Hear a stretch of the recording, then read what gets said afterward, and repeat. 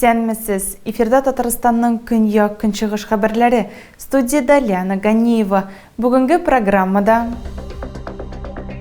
Татарстанның яшь боксчылары республика беренчелегенә җиңү өчен көрәшә башладылар. Барлыгы 142 спортчы көчләрен сынарга килгән. Әлмәттә ират, һөҗүм һәм урлау эше буенча суд каршына баскан. Узган елның ноябрендә ул үзенең сөйгәнен көнләп, аны кыйнаган һәм телефонын урлаган. Әлмәттә язгы чокырларны ремонтлау сезоны башланды. Шәһәрдә юл проблемаларын хәл итүгә керештеләр. Әлмәттә ират, һөҗүм һәм урлау эше буенча суд каршына баскан. Узган елның ноябрендә ул үзенең сөйгәнен көнләп, аны кыйнаган һәм телефонын урлаган. Әлеге вакыйга узган елның 24 ноябрендә башлана. Гаепләнүче белдергәнчә, зыян күрүче белән аларны мәхәббәт мөнәсәбәтләрендә бәйләп торган. Төнге сәгать 1дә ул аның янына исерек килеш килә һәм хатын-кызның телефоннан сөйләшкәнен күреп, көнләп сөйгәнен машина янына өстерәп бара һәм җиргә егып сала. Башта битенә суга, аннары аяклары белән кыйный башлый. Утырыш нәтиҗәләре буенча гаепләнүче үз гаебен өлешчә таныды. Алдагы тыңлау һәм карар чыгару 7 февральдә булачак. Әлмәттә язгы чокырларны ремонтлау сезоны башланды. Шәһәрдә юл проблемаларын хәл итүгә керештеләр. Бу арбада 1 тонна куелма асфальт бар. Материалны юл төзүчеләр үзләре ясый. Боксны тутыру өчен биргә 175-20 килограммлы чиләктә вак таш төяп куярга кирәк. Оннан соң урынга чыгып, чокырларны фрезарларга, аларны чистартырга һәм асфальт җәергә.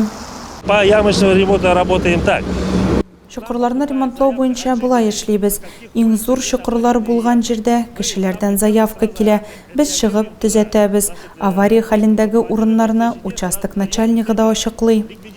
Белгечләр сүзләренчә, быелгы кебек алмашынучан һава торышы көндез плюс, ә төнлә салкын, асфальтның җимерелүенә китерә. Су башта юлдагы ярыкларга эләгә, аннары бузга әверелә. Булар барысы да юлда чокырлар барлыкка килүгә китерә. Вот такое время, как в межсезонье, мы именно работаем. Менә шундый сезон арасында без куелма асфальт белән эшлибез. Чөнки мондый һава торышында нәкъ аның белән сыйфатлырак килеп чыга. Кайнары өчен плюс булган температура кирәк. Ноябрь башыннан юлчылар 80 квадрат метрдан артык юл өслеген ремонтлаганнар. Әлмәт психологлары үзләренең һөнәри алымнары белән Татарстан Республикасы Яшьләр эшләре министрын таныштырдылар. Биредә белгечләр әтиләре махсус хәрби операция зонасында булган балалар белән эшләү турында сөйләделәр. Ринат Садыков Нур үзәгендә булды. Выносится один вопрос. Балада нәрсәдер эшли, нәрсәдер юк. Бу педагог өчен тормышка ашыруда бераз катлаулы булган бер сорау чыгарыла. Монда хезмәттәшләрнең ярдәме бик мөһим. Бу безнең ресурсларда шундый очрашулар нәтиҗәсендә ныгыйбыз да. Бу инде психологларның 17-нче очрашуы. Әлеге очрашуның темасы махсус хәрби операция сугышчыларының гаиләләре белән эшләүдә кулланыла торган алымнар булды. Утырышта Татарстан Республикасы Яшьләр эшләре министры Ринат Садыков та булды. Аны үзәкнең эше белән таныштырдылар.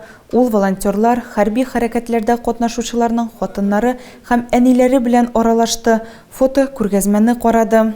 Проект это как раз будни героев. Это фотографии очень отвлекаются маму. Министр билгеләп үткәнчә, Нур иң квалификацияле һәм профессиональ һөнәре үзәкләренең берсе. Любое направление, которое здесь...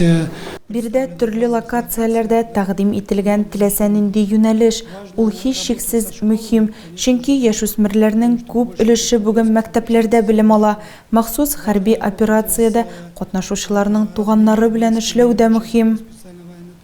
Әлмәттә шәһәрне яшьләндерүгә 2,5 миллион сум акча бүлеп биреләчәк. Язын экологик 2 айлык кысаларында 120 агач утыртырга планлаштыралар. Шәһәр һәм район флорасы таллар, гадимиләшләр һәм ире яфраклы юкәләр белән тулыланачак. Татарстанның яшь боксчылары республика беренчелегендә җиңү өчен көрәшә башладылар. Барлыгы 142 спортчы көчләрен сынарга килгән.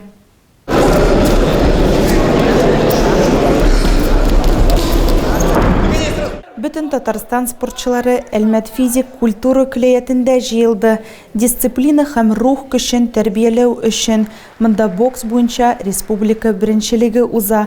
Бу рингта җиңүчеләрне Татарстан данын якларга Идел буе федераль округындагы ярышларга җибәрәчәкләр. Татарстанда бокс белән 11 меңнән артык кеше шөгыльләнә. Әлмәттә сайлап алу туры ел сайын уза. Быел биредә 15-16 яшьлек егетләр җыелды. Алар 13 үлчәү категориясында көч сынашачак. Желаю всем удачи, пусть победит сильнейший. И самое главное, чтобы не было сегодня травм. Спасибо. Bir yarış 3 раунд, 1 минут ярым дәвам итә. Рефери кагыйдәләренең үтәлешен игътибар белән күзәтә. Хөкемдарлар балларны саный. Нәтиҗәләр буенча шунда ук көрәшнең җиңүчесе билгеләнә.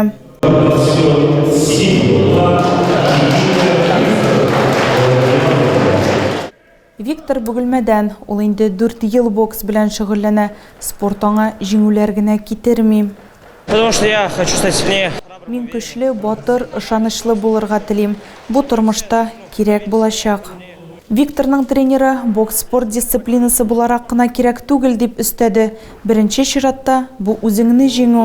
Ну, в первую очередь, конечно, смелость нужна. Беренче чиратта әлбәттә кыюлык, әзерлек, хезмәт сөючәнлек кирәк. Җиңүлүчеләр барыбер булмый, чөнки син үз-үзеңне җиңәсең, көндәшне генә түгел. Әлмәт рингында барлыгы 142 боксчы җиңү өчен көрәшәчәк. Иң көчлеләрнең исемнәре 8 февральдә билгеле булачак. Нефтяник маршрутында яңа нокта Воскресенск шәһәре булды. Әлмәт хоккей командасы җирле химик белән очрашты. Җанатарларның өметен кем аклый алмаган, ә кем киресенчә шатландырган. Исәпне Әлмәт хоккейчылары ачты. Инде 4 минутта Михаил Мокин һәм Дмитрий Байчук тапшыруларыннан соң Максим Быков көндәшләр капкасына алка кертте. Ахырда хуҗалар тигезлекне торгыздылар, а икенче периодта химик алга чыкты. Соңгы периодта нефтяник һөҗүмчесе Дмитрий Байчукка икеләтә кеше штраф бирелә. Бу мизгелдән хуҗалар файдалана. Хәлне саклап калырга тырышып, уен тамамланырга 2 минут калганда Әлмәт капкачысын 6-нчы кыр уенчысы алыштырды.